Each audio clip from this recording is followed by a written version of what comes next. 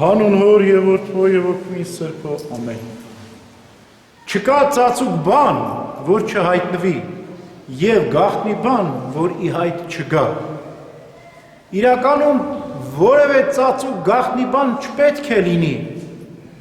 որտեղ Աստված ամեն ինչ բացահայտ ու գեղեցիկ է ստեղծել։ Արարչության մեջ որևէ գաղտնի ծածուկ բան չկա։ Արարիչն է, պարզ է, մաքուր է, սուրբ է, ամենակալ է, ամենակարող է եւ արարիչն էլ մեզ օրինակ է ծառայում։ Մենք էլ Աստծո պատկերով ու նմանությամբ ստեղծվեցինք, որպեսզի մեր մեջ ծածուկ գաղտնի ոչինչ չլինի։ Բայց ինչ որ մի պահից սկսած մարդու մեջ սկսեց գաղտնիություն, ծածուկ, թաքուն բաներ լինել։ Առաջին մեղքը արարչության մեջ երբ է գործվել, երբ որ Արուսյակը ապստամբեց Աստծո դեմ։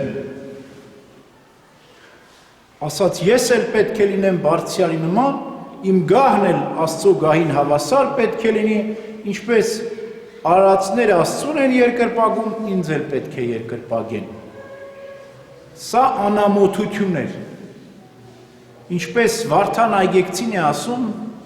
հրեշտակը քանի որ մարմին չուներ Արուսյակը, չէր կարող իր մեղքը թաքցնել, ծածկել, եւ չէր էլ ուզում թաքցնել, որտեղ հրեշտակը, որ ապստամբեց Ացո դեմ, լիրբ ու անամոթ էր։ Եվ նրա մեղքը, ինչպես հայելու մեջ ասում է Վարդան Այգեկցին, երևաց բոլոր հրեշտակներին։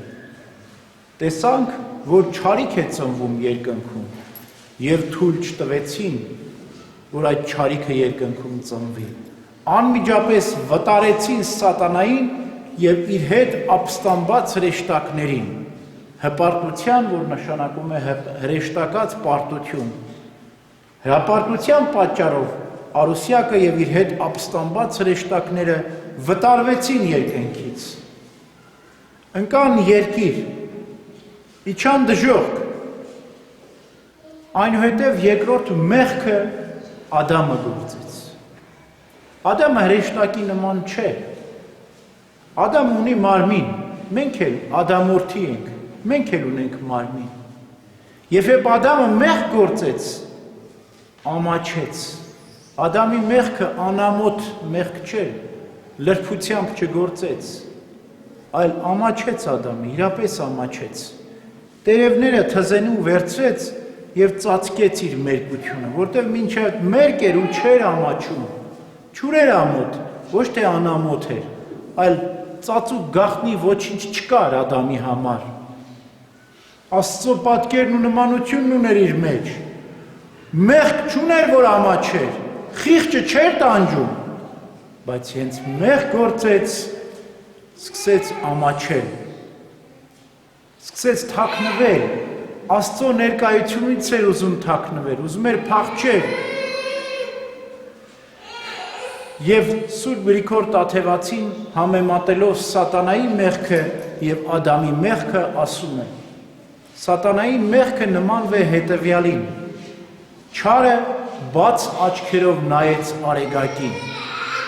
եւ չփակեց աչքերը, չամաչեց, չթաքնվեց եւ կուրացավ։ Չես կարող արեգակին բաց աչքերով նայել, կկուրանաս։ Այդպես էլ սատանան բաց աչքերով նայեց արեգակին եւ կուրացավ։ Բայց Ադամը այդպես մեղք չգործեց։ Այո, պատվիրանը խախտեց, արգելված պտղից կերավ։ Ինքն էլ ուզեց արեգակին նայել, անմիջապես աչքերը փակեց։ Չկուրացավ Ադամը։ Միաժամանակ փակ աչքերով էր ման գալիս։ Երբ Քրիստոս եկավ, բացեց Ադամի փակված աչքերը։ Մենք էլ Քրիստոսով բացվեցին մեր աչքերը։ Մենք էլ մեր կյանքում ունենք ծածուկ գաղտնի մեղքեր։ Մանկությունից սկսած, ասում է Տերը Նոյի ժամանակ, մարդու միտքը մեղքի ծառայության մեջ է։ Մանկությունից սկսած։ Եվ այդ գաղտնիությունը ծածկելը, կոծկելը մեր մեջ մանկությունից է։ Երեխան ինչ որ չարիք որ անում է, փախչում է ծնողներից։ Չի ուզում որ տեսնեն։ Մեծանում ենք, ոչինչ չի փոխնում։ Ծնողներից էլ չենք ամաչում, բայց Աստծուց ենք ուզում փախչել։ Անընդհատ փախչում ենք մենք, որտեղ մեր մի խիղճը մեզ տանջում է։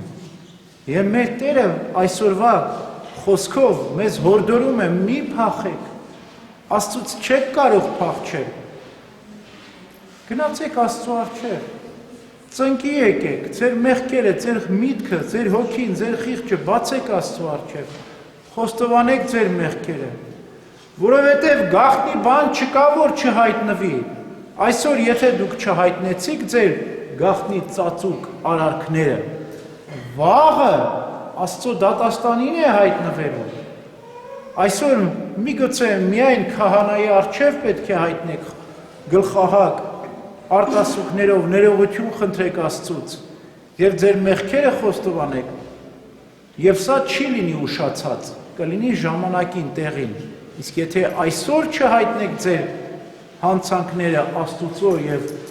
Աստծո սպասավորի առջև, վաղը Աստծո եւ բոլոր հեշտակների առջև, ահեղ դատաստանի ողջ մարդկության առջև պետք է հայտնի դառնան մեր եւ ձեր մեղքերը։ Եվ այդ խոստովանությունը, որ ակամա է, ուշացած է լինելու։ Այսօր կամավոր է եւ ուշացած չէ։ Վաղը կլինի ակամա եւ ուշացած։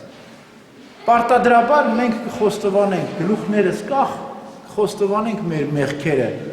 Աստծո դատաստանի առջև, բայց ուշացած կլինի։ Ուրեմն այսօրվա հորդորը մեզ ինչ է, չլինենք սատանայի նման անամոթ ու լիրք։ Այո, մեր մեղքերի համար մենք պետք է ամաչենք, պետք է խոստովանենք մեր մեղքերը։ Մի այս մասին մի առակ պատմություն հիշեցի, շատ հետաքրքիր է, պատմեմ ձեզ։ Մի քահանա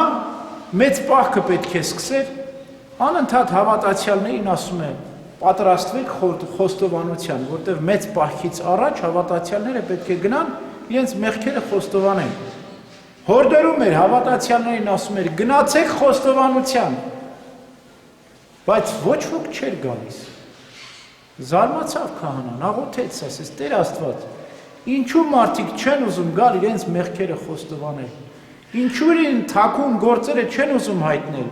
չէ որ ես Աստծով եմ ասում։ Եվ Աստված այդ քահանային հետևյալ պատասխան տվեց։ Ասաց աչքերդ բացի, տես դռան հետևում ով է կանգնած։ Բացվեց աչքերը քահանայի, տեսա որ պոզավոր մեկը կանգնած է եկեղեցու դռնից դուրս։ Եվ գնաց մոտացավ, ասում է, դու ով ես, ինչ ես կանգնել այնտեղ։ Ասում է, ես չարի ծառա եմ։ Ասում է, ինչ գործ ունես այստեղ։ Ասում է, մարդկանց պարտքերն եմ հետ տալիս։ Ասում է, ինչ պարտք։ Դե ասում է, որ դու քարոզում էիր։ Ասում էիր, եկեք մեղքերը խոստովանենք, ես էլ նրանց ասում էի։ Ամոթ է, մի գնացեք, մի խոստովանենք։ Երբ որ մեղք են գործում, չարը մեզ անամոթ է դարձնում։ Այսինքն ասում է մեղքը մեղք չի, բայց երբ որ պետք է գնանք խոստովանենք, ասում է ամոթ է, մի գնացեք խոստովանենք։ Այսինքն սկզբում մեզանից ամոթը վերցնում է չարը, հետո էլ ամոթը վերադարձնում է, պարտքերն է տալիս, ամոթի պարտքն է տալիս։ Ուրեմն մենք չպետք է լսենք չարին։ Մեղքը գործելուց առաջ պետք է ամաչենք, մեղքը գործելուց հետո չպետք է ամաչենք, այլ գնանք խոստովանենք մեր մեղքերը։ Ուրեմն այս է պատգամը մեր Տիրոջ, որևէ գաղտնի բան չկա, ամեն ինչ պետք է հայտնվի։ Եվ եթե պետք է հայտնվի,